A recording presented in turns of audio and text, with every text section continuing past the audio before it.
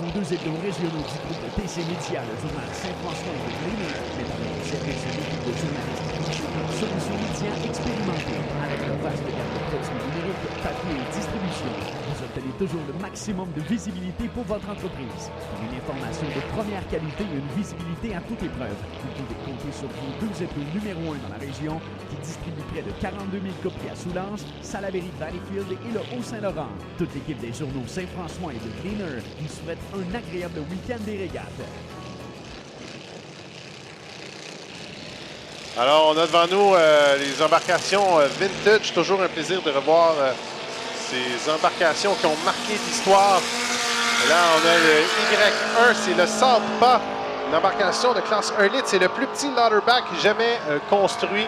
Il passe devant vous le Parc Sauvé, le CS5, Denis. Ça a marqué l'histoire ici, l'histoire du motonautisme au Canada. Ben. Oui, le Pixie, Russell Howard qui avait été le premier pilote québécois, premier pilote ici à Valleyfield. Et là, c'est Ross McCracken qui a refait le Pixie, qui est un modèle Kiwi là, qui venait de Nouvelle-Zélande. On a vu le Little Lightning.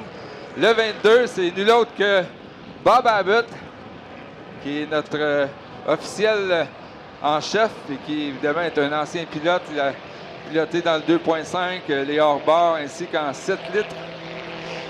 Et ça, c'est une embarcation Little Lightning d'un ancien champion américain qui venait régulièrement ici et dont le nom m'échappe. Mais on voyait comme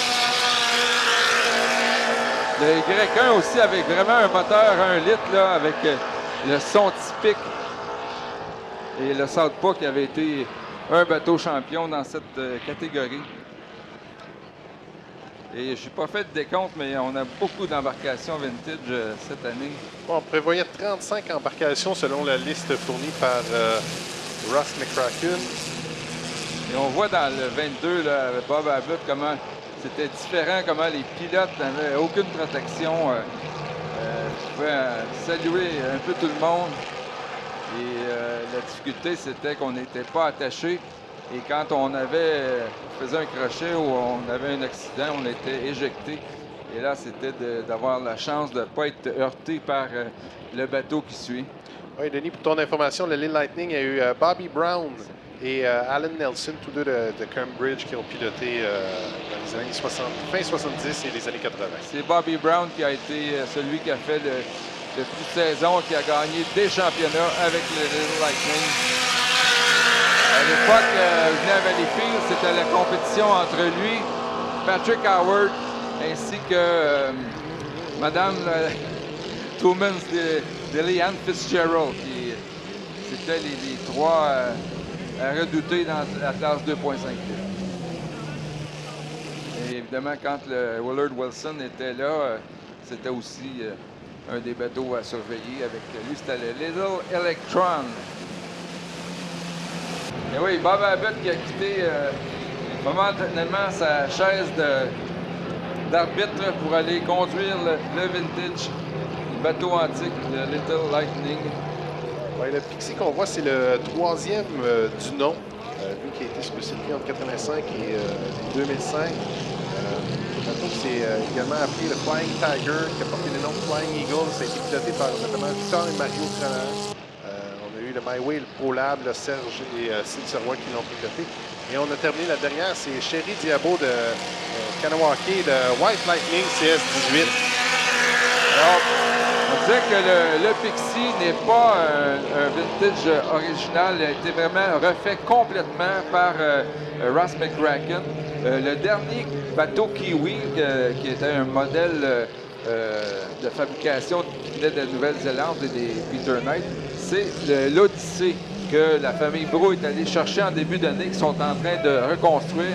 Ça, c'est vraiment le dernier bateau de type Kiwi là, qui a des pièces originales et qui est vraiment un vintage. Alors que le Pixie, lui, était trop endommagé pour reprendre certaines parties du bateau et en faire un bateau vintage. Les gars, je vous écoutais parler tout à l'heure sur le fait que les sièges, les chaînes n'étaient pas attachés. J'avais une réunion de production avec les jeunes de série télévisée, électrique, les gars comme ça, n'était pas attaché, faisait faire son siège plus petit pour rester scotché à son siège. Si tu avais vu le visage des jeunes, il y avait à peu près 25 ans, où tout est formaté, il y avait la bouche ouverte, complètement. Ouais, on ne peut pas jouer, oui. C'est l'origine des sports extrêmes, ça, parce que vraiment, surtout en Grand Prix, avec la force G qu'on avait dans les tournants, il fallait s'agripper vraiment. Qui est présent ce week-end. Parce que c'est lui là, qui est en jaune. Le Pure Canadian, c'est un bateau qui a été champion en 2,80 en 5 litres pendant tellement d'années avec Chris Galbraith comme pilote ontarien. On a vu le Canada Made, je crois, est-ce que c'est M. Lheureux qui est de retour cette année? Je n'ai pas l'information à savoir si M. Lheureux reprenait le volant, le septuagénaire. Fort sympathique. Oui. On va le voir par la vitesse du bateau. C'est que M. Lheureux était bon pour son âge, mais ne pouvait pas y aller à plein gaz. Je pense que on va les saluer chaleureusement. Ah. On a le Heatwave. Ouais. Est-ce que c'est le Rubber Ducky, le jaune?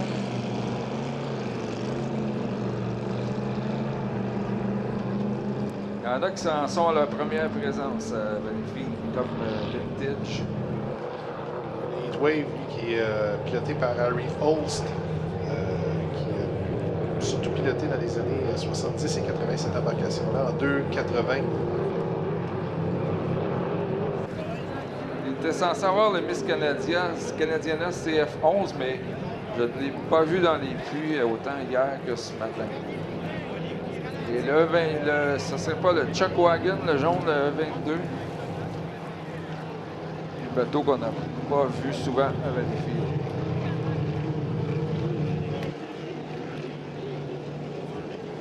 Alors, à l'époque de ces bateaux, on appelait ça la classe 280 pouces cubes. C'est toujours très impressionnant de les voir. Là.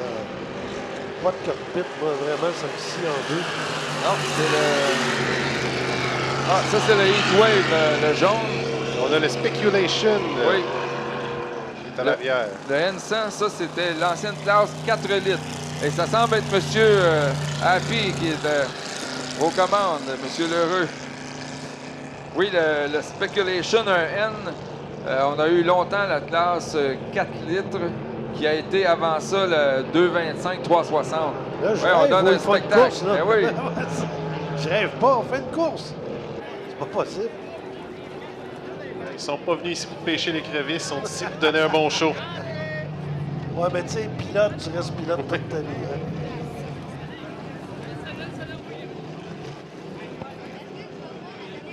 Oui. Il m'en manque un.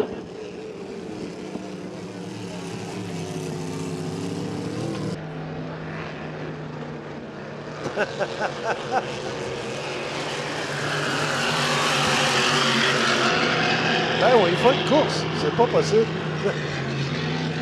Ouais, un 4 litres contre un... Ce qui est aujourd'hui le 5 litres, mais le 4 litres est plus rapide. Ils sont pas venus ici faire la parade, eux autres. C'est pas la parade du Père Noël. Pas du tout. On fait de la course en vintage. Et ça démontre combien qu'il y avait... il y avait beaucoup de classes dans le passé. On n'avait pas beaucoup d'embarcations par classe, mais on a eu le 145 qui est aujourd'hui le 2,5 litres. Il y a eu le 3 litres, le 4 litres. Et à l'époque, le 5 litres était ce qu'est aujourd'hui le 6 litres ou le National Modified. Il y avait tellement de classes. Et il y avait du 7 litres et du Grand Prix.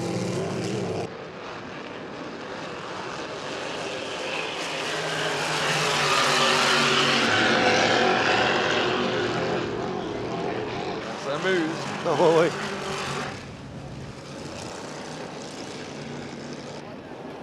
Alors, ça sera le dernier tour pour cette vague de vintage qu'on a sorti Un drapeau noir à bande jaune qui indique une rentrée au puits.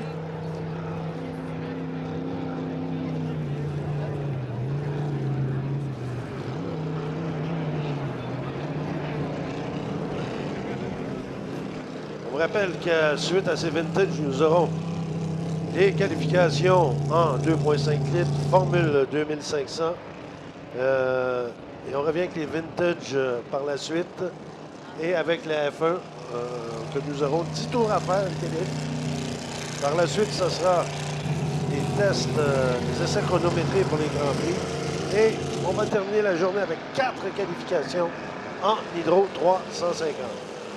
Alors, M. Lheureux qui tient bon, il a piloté dans les années 50, imaginez-vous, puis encore au volant de son hydroplane. Ça m'impressionnerait toujours parce que... On va voir là.